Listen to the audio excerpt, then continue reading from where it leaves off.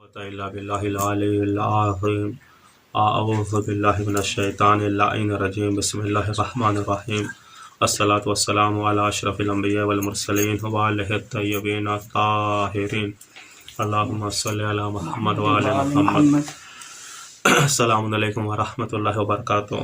اپنے ناظرین کرام کی خدمت میں نیا پروگرام لے کر حاضر خدمت ہوئے ہیں جس کا عنوان چل رہا ہے تقلید کے سلسلے سے تقلید کے جائز ہونے پر تیسری دلیل کلام معصومین یعنی روایت معصومین کی روشنی میں۔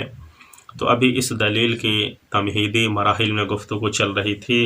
اس کے پہلے والے ایپیسوڈ میں یہ بیان کیا گیا تھا کہ بزم پیغمبر میں جو لوگ ہوتے تھے تعلیم حاصل کرنے کے لیے پیغمبر کے کلام کو سنتے تھے، وہ سب جو ہے ایک برابر کے نہیں تھے، بلکہ ان میں کچھ سمجھ سکتے تھے، کچھ نہیں سمجھ پاتے تھے۔ مفصل کلام امیر المومنین علیہ السلام کا نہج البلاغہ سے آپ کی خدمت میں پیش کیا گیا۔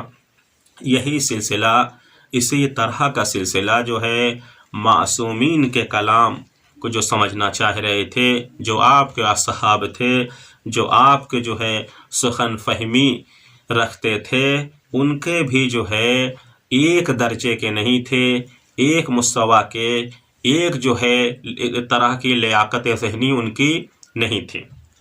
یہی وجہ ہے کہ بہت بڑا نام ہے علم اصول و فقہ میں جناب شیخ المرتضی انصاری، کتاب بھی آپ کی بڑی معروف ہے فرائض الاصول، جو معروف ہے رسائل۔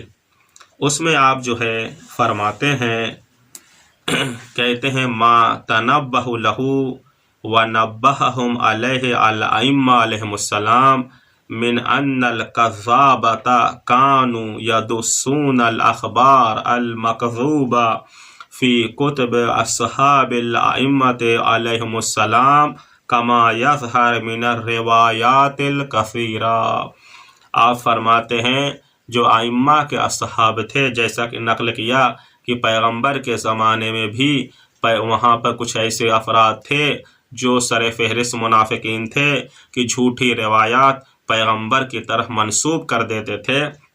تو اسی طرح ائمہ علیہم السلام کے ہر امام کے زمانے میں تقریباً جو آپ کے دشمن تھے وہ بھی آپ کے پاس آتے تھے، آپ کے بزم میں آتے تھے، اور اس کے بعد امام کے اصحاب جو خاص ہوتے تھے، جو ان کی کتابیں جو ہے تالیف کرتے تھے، کلام معصومین کو سن کو اپنے کتاب میں درج کرتے تھے، ان کی کتابوں میں جو ہے ملا دیتے تھے، تحریف کر دیتے تھے، اپنے مطلب کی چیزوں کو اضافہ کر دیتے تھے۔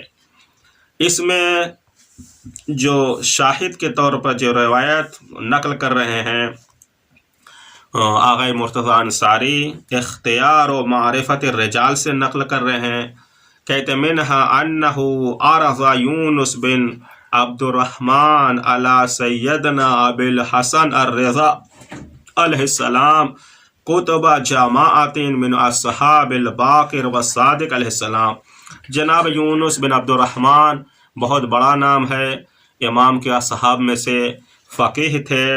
آپ نے جو ہے اصحاب ائمہ کی یعنی امام جعفر صادق و امام باقر علیہ السلام کی جو کلام، جو روایات تھی، جو ان کے شاگردوں نے کتاب کی تالیف کی تھی، اس کو جو ہے کس کے سامنے پیش کرتے ہیں؟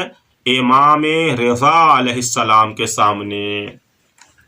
جب پیش کیا، امام نے دیکھا، اب امام رضا علیہ السلام نے کیا فرمایا؟ فَأَنْكَرَ مِنْهَا أَحَادِيثَ كَثِيرَةً ان تکون من احادیث ابی عبداللہ علیہ السلام وقال صلوات اللہ علیہ ان ابا الخطاب کذب علی ابی عبداللہ علیہ السلام وکذالک اصحاب ابی الخطاب یدسون هذه الاحادیث الى یومنا ھذا فی کتب اصحاب ابی عبداللہ علیہ السلام۔ جب امام کے سامنے وہ کتابیں پیش کی تو امام نے بہت زیادہ روایات کا انکار کر دیا، کہا یہ نہ میرے جد امام صادق علیہ السلام کا کلام ہے، نہ ہی امام باقر علیہ السلام کا کلام ہے۔ انکار کرے۔ پھر امام نے کیا فرمایا؟ کیونکہ جو ابا خطاب راوی تھا اس نے امام صادق علیہ السلام کے جو اصحاب نے کتابیں لکھی تھی اس میں جو ہے بہت زیادہ ملاوٹ کر دی، اپنے مطلب کی چیزوں کو جو ہے اضافہ کر دیا۔ ایک روایت۔ دوسری روایت دیکھیں، وَمِنْهَا مَا عَنْ هِشَامَ بن الحکم أَنَّهُ سَمِعَ أَبَا عَبْدِ اللَّهِ علیہ السلام يَقُولُ كَانَ الْمُغِيرَ بن سعد لعنه الله يتعمد الكذب على أبي ويأخذ كتب أصحابه وكان أصحابه المستترون بأصحاب أبي يأخذون الكتب من أصحاب أبي فيدفعونها إلى المغيرة لعنه الله فكان يدس فيها الكفر والزندقة ويسندها إلى أبي۔ دیکھیں جو دوسری روایت ہے جناب ہشام بن حکم، بہت بڑا نام ہے، آپ نے روایت کی ہے چھٹے امام سے، امام صادق علیہ السلام فرماتے ہیں مغیرہ بن سعد، امام نے لعنت کی ہے اس بندے پر کہ یہ اس کے جو آدمی تھے وہ امام باقر علیہ السلام کے اصحاب کے ساتھ ملے ہوئے تھے، ظاہر کرتے تھے وہ امام کے شاگرد ہیں، لیکن اس کے بعد جو امام کے اصحاب کی کتابیں ہوتی تھی اس کو لا کر مغیرہ تک پہنچاتے تھے۔ مغیرہ کا کام کیا تھا؟ اپنے مطلب کی کفر والی اور جو ہے زندیق والی بات کو اس میں درج کر کے منسوب کر دیتا تھا، کس کی طرف؟ امام کی طرف۔ اور اس طرح سے بہت سی روایات ہیں۔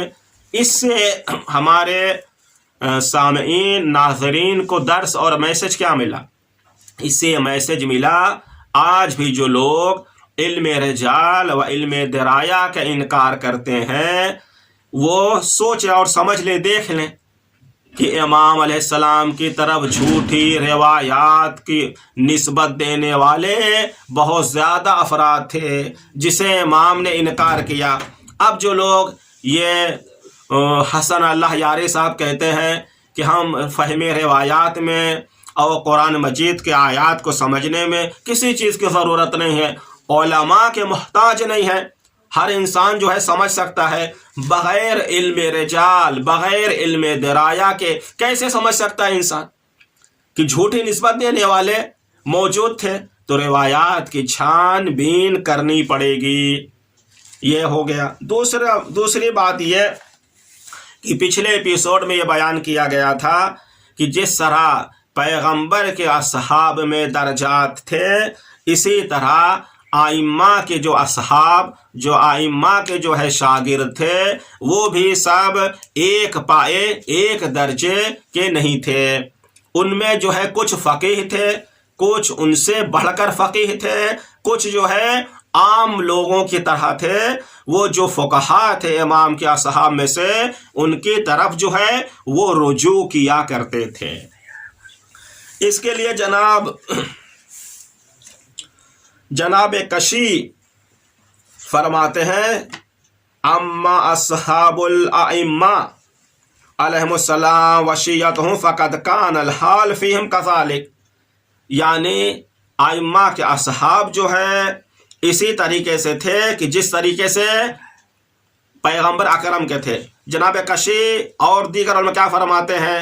جیسے کتاب کشی، نجاشی اور کتاب رجال شیخ طوسی کی طرف اگر لوگ مراجعہ کریں دیکھیں تو وہاں اصحاب ائمہ کو جو ہے توصیف کی گئی ہے بالفقاہت والعلم، یعنی یہ سب کیا علماء اور فقہا تھے۔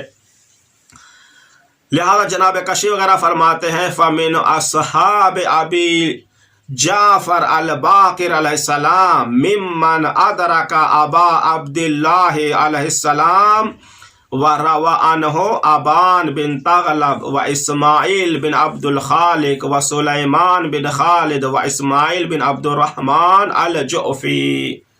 یہ اصحاب باقر علیہ السلام میں سے تھے، امام باقر علیہ السلام کے شاگرد تھے۔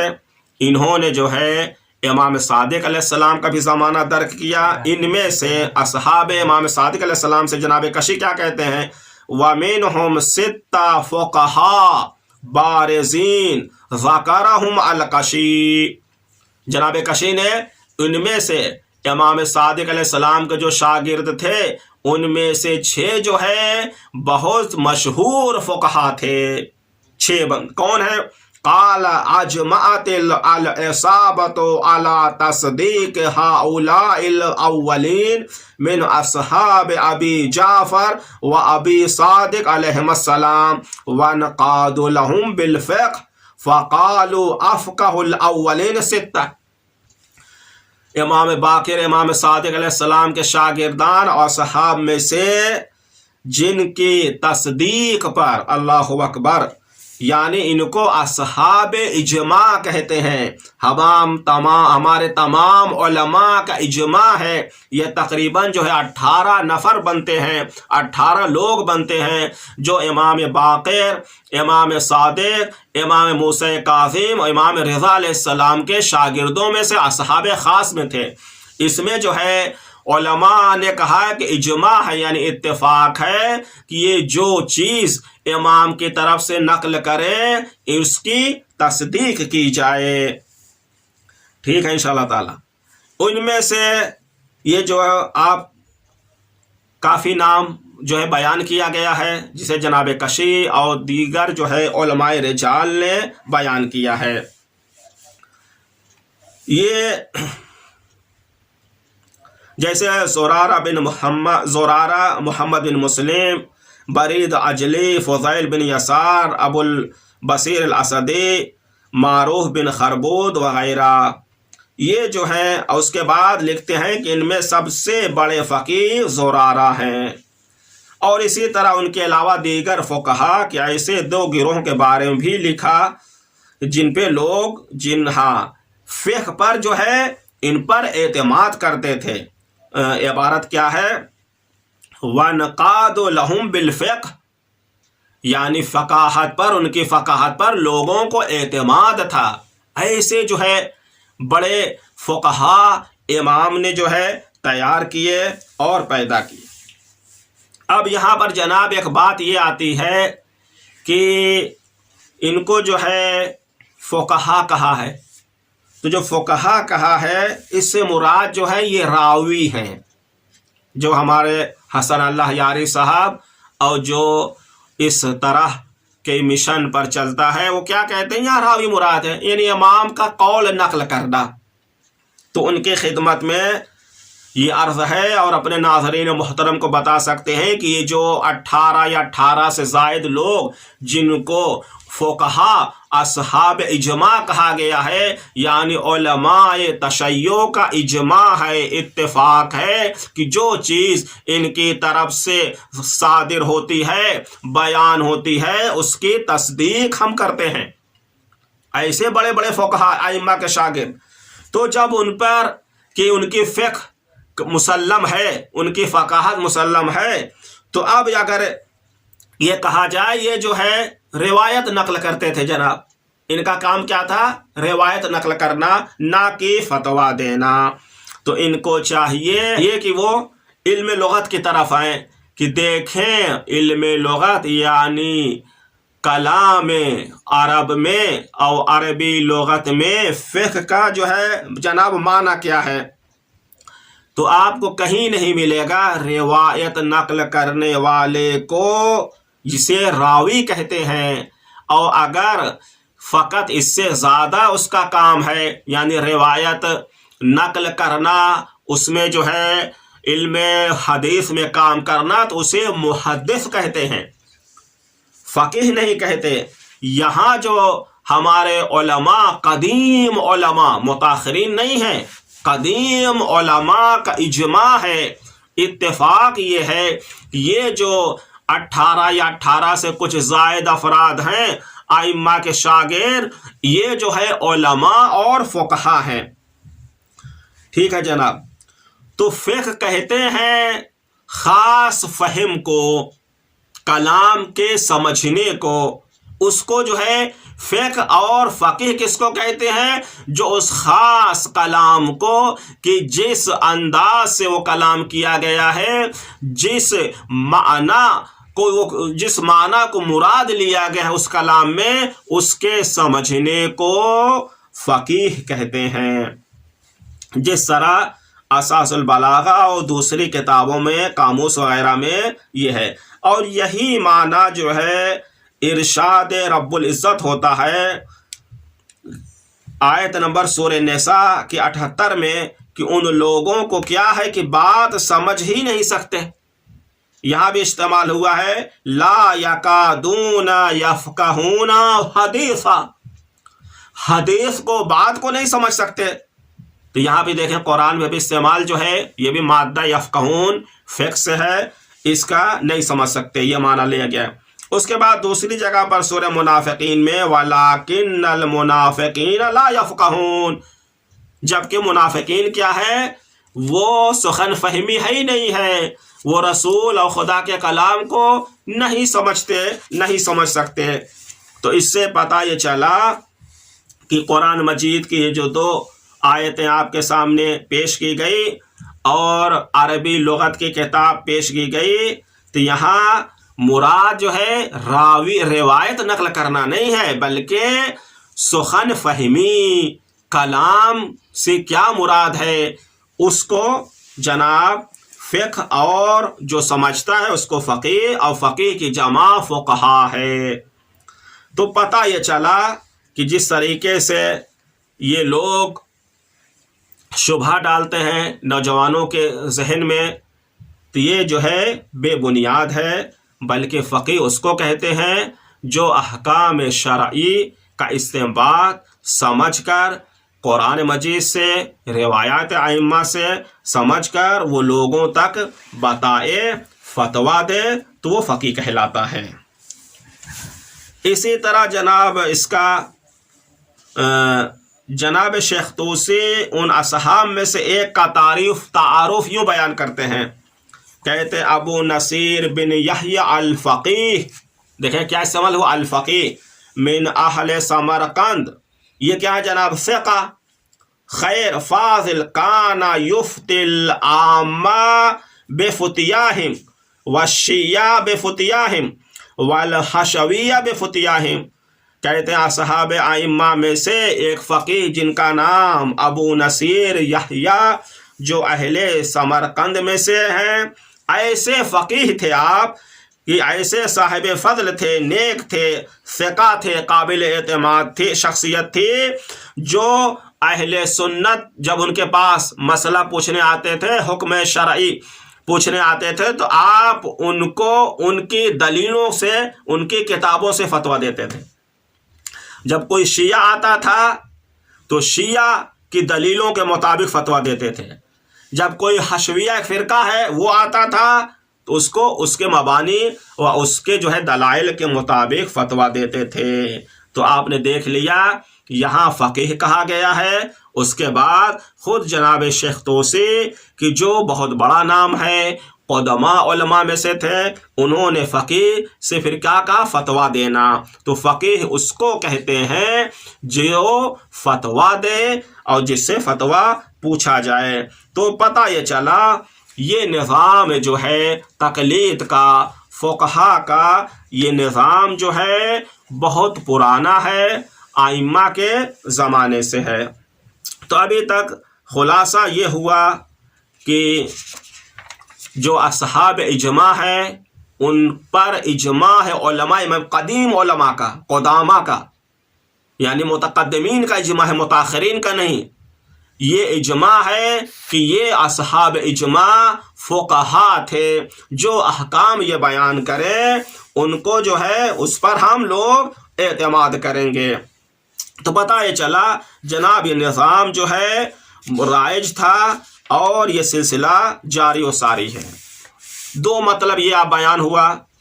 تیسرا مطلب یہ بیان کرنا ہے کہ ائمہ علیہم السلام نے، خصوصاً امام باقر علیہ السلام اور امام صادق علیہ السلام، جن کو خدا نے موقع دیا کہ آپ جو ہے باقاعدہ طور پر مسند علم بچھا کر لوگوں کے علمی پیاس کو بجھائیں، لوگوں کو سیراب کریں چشمِ نبوت و امامت سے، تو اس میں یہ ہے کہ ائمہ نے تربیت کی ہے ایک ایسے گروہ کی کہ جو استنباط کر سکتے ہیں.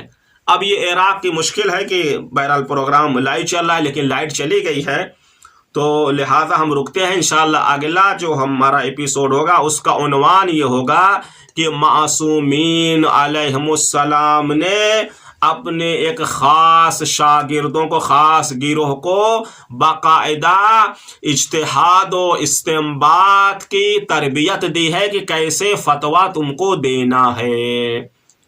تو آج جو خلاصہ کے طور پر یہ بیان کیا گیا تمہیدی گفتگو میں کہ جس طرح پیغمبر کے تمام اصحاب ایک جیسے نہیں تھے سخن فہمی میں، اسی طرح سے جو ہے ائمہ کے بھی اصحاب و شاگرد تھے. جس ایک بات، دوسری بات یہ جس طرح جھوٹی روایت پیغمبر کے زمانے میں پیغمبر کی طرف منسوب کی جاتی تھی، اسی طرح ائمہ کے زمانے میں ائمہ کی طرف منسوب کی جاتی تھی. ٹھیک ہے.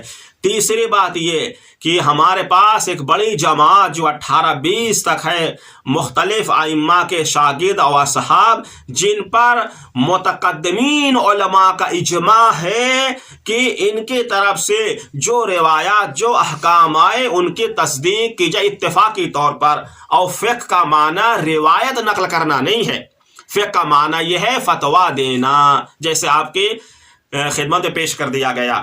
تو اب انشاءاللہ تعالی آئندہ ایپیسوڈ ہے کہ ائمہ علیہم السلام نے جو جامعہ، جو یونیورسٹی ریسرچ کے لیے کھولی تھی، وہ ائمہ فتویٰ نہیں دیتے تھے، تربیت کرتے تھے.